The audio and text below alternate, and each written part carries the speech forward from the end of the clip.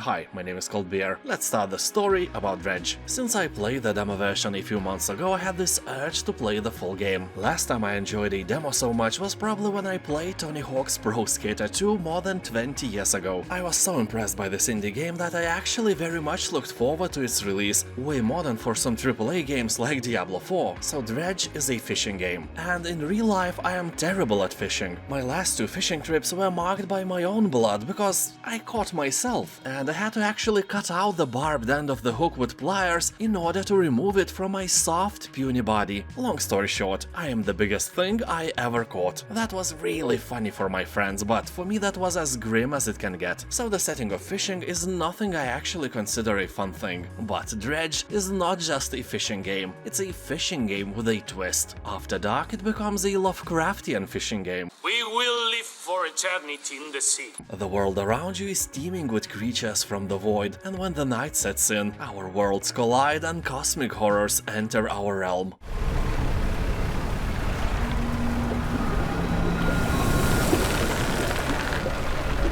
Not as scary as your ex-mother-in-law, but still terrifying things. So ideally you want to return to a harbor before the night sets in, so you want to become a dinner for some malevolent demigod of the depths. You can also dock in some safe location and sleep during the night. Of course, it is easier said than done, because the game uses a very cool time management mechanic. If you do nothing, time doesn't move. Like for real, if you just swing on the waves and admire the horizon, you can stay like this forever. But when you start sailing, the timer starts ticking, and at 6 PM, Lovecraftian madness starts to set in. You may think that, well, you can easily calculate the time needed and be at port before dusk. It would be possible, if not another thing. Time goes by when you fish or dredge for various debris in the sea, so in mere 30 seconds of fishing game, 5 hours can be gone, and you will find yourself in the middle of darkness, and then the madness starts creeping in.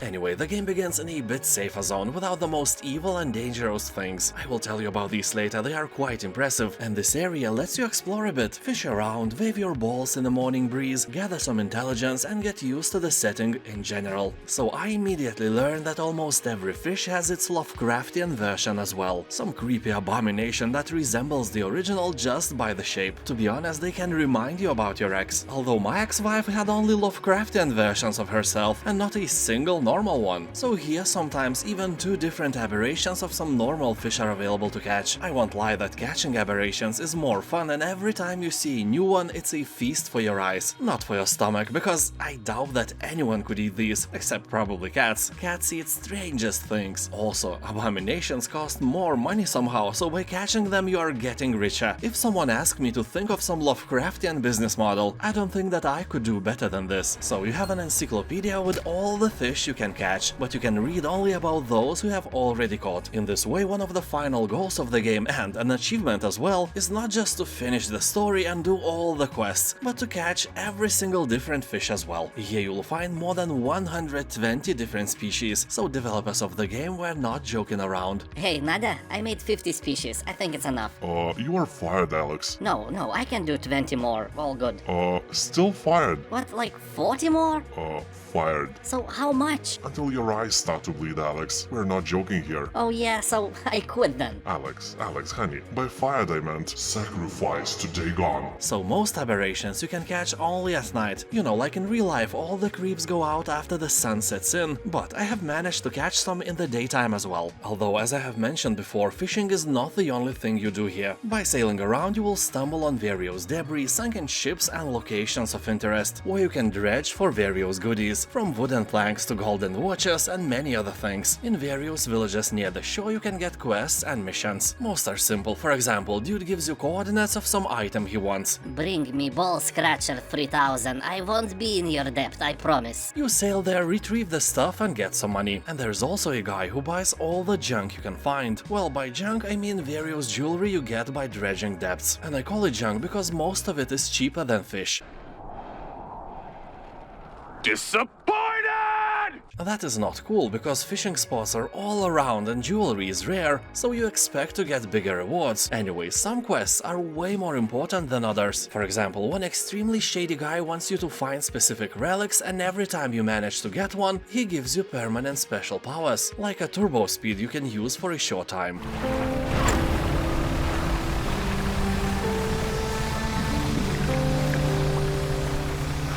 If you overuse it, your engine explodes, so you have to constantly check on your stats if you want to keep your speed at maximum. Also, very useful power was the ability to teleport back to the quest giver from anywhere on the map. The process itself is kinda brutal.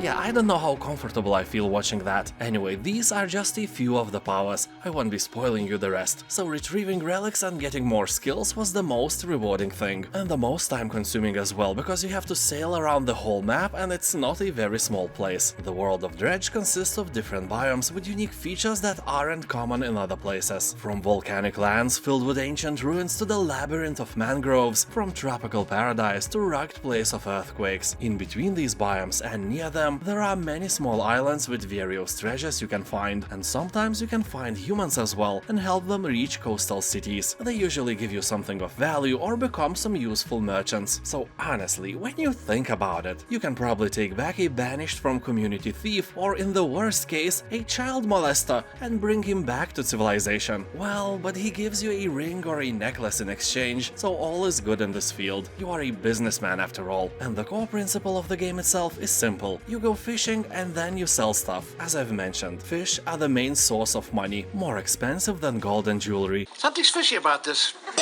And you need money for many different things. For example, you can fix your ship, buy new fishing poles, new fog lamps or new motor for your vessel, although you can't buy stuff that you haven't researched yet, and for that you need to dredge for special parts, or find these parts in treasure chests all around the world. You see, you can't catch every fish with one fishing pole. There are many different species and they are assigned to different waters: coastal, oceanic, hadal, abyssal, shallow, and so on. And with every fishing pole you can catch only specific fish. You know, if you go to a local bar dressed like a billionaire, the only species of fish you'll catch is barracuda, and you want to catch a sexy mermaid or a merman instead, you know what I mean. Anyway, same principle works in Dredge. For catching specific fish you must use specific equipment. That is until you research the ultimate fishing stick that can catch almost all of them. And I ain't gonna lie, that was a huge relief for me, because it is really annoying to find some rare fish school and have no ability to pull them into your rusty ship. And I wanted to be an ultimate predator of the seas, not some simple guy with a crooked fishing pole. You can upgrade your ship's hull as well, carry more fishing equipment, have more space for your prey, and research the ability to withstand more damage. The latter thing is really important, because in general your vessel is made of glass. Well, it's not, but it feels like it is. You have 3 lives and you can lose one just by simply bumping on the rock.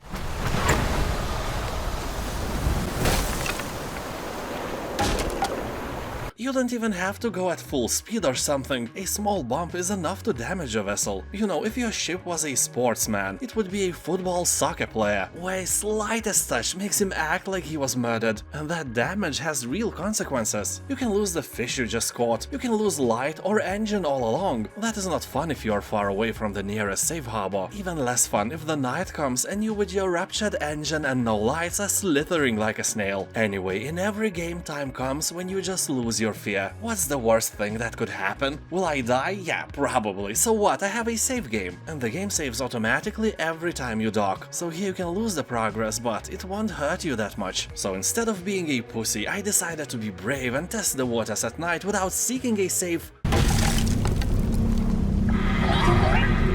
Yeah, that was a bad idea, for many reasons. First one, at night you can't see stuff that is right in front of you if you don't have super powerful lamps, so the rock formations materialize just a few meters in front of you, and if you are slow to react, and I am slow, you will bump into them and lose hull integrity. 3 bumps, you go down. Anyway, this can be avoided by obtaining better equipment, but you can't avoid madness and every bad effect that comes with it. I'm not entirely sure how exactly it works, but when you are in the darkness, your madness meter goes up up, and then bad things start to happen. A murder of crows shows up and steals your fishes, something slitters into your ship and makes your catch rot, and so on. So in general, you can survive the night without big consequences, and I did that several times, but you will probably lose a big chunk of your goodies, damage your ship, and risk death in general. And speaking about death, the most scary reason you don't want to sail at night are monsters. Oh yeah, this world is filled with various creatures that have some grudge on you. Maybe you called their mamas fat and forgot. Game doesn't offer any way to apologize, so you have to suffer. Every biome has its own monster. Some are way more annoying than others, and some are more scary. For example, this fish makes me panic every time I encounter it. So instead of just sailing straight forward and running away, I'm constantly looking at whether it is still following me, and unsurprisingly it is. Monsters are very consistent and eager to catch you. I tried many ways to avoid them, but it seems that the best tactic is just to run away as fast as you can and, in lucky situation, go to the nearest dock. This way monsters will leave you alone immediately. Probably later in the game you can get some skills to fight them. So far I'm in about 10th hour of my gameplay now, and I became so good at running and avoiding them that I don't consider monsters a huge problem anymore. Yeah, they are annoying, but when you get a more powerful engine you can just wave them goodbye. Well, except the situations when you are fishing. It's really hard to remember that time still goes on and monsters can swim nearby anytime. But distinctive biome monsters are not the only ones you can encounter. Once I was attacked by this scary shark.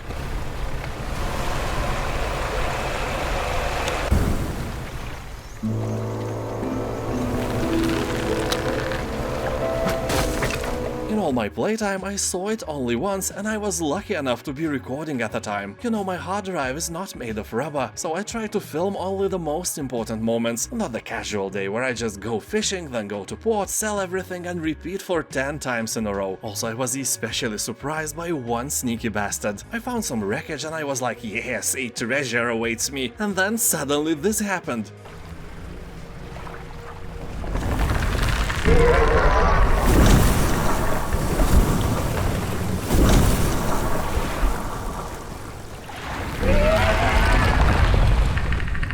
Mighty Morphin time indeed. Although the crab left the lights on his rack for some reason, maybe to lure me closer at night. That is an overkill. I'm stupid enough to fall for this anyway. And the most impressive monster I have found so far was a mighty hybrid of Sarlacc from Star Wars and a Kraken. And yeah, again, I had no idea if he was dangerous, so I sailed over him just to make sure that he's just a decoration and not dangerous at all.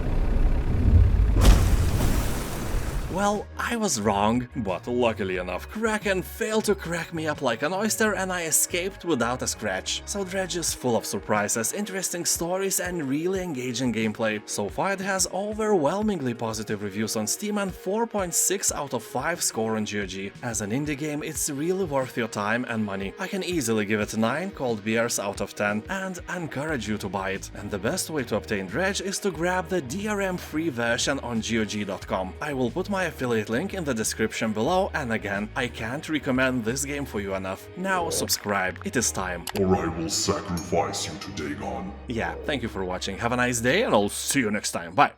Cthulhu Fatagan.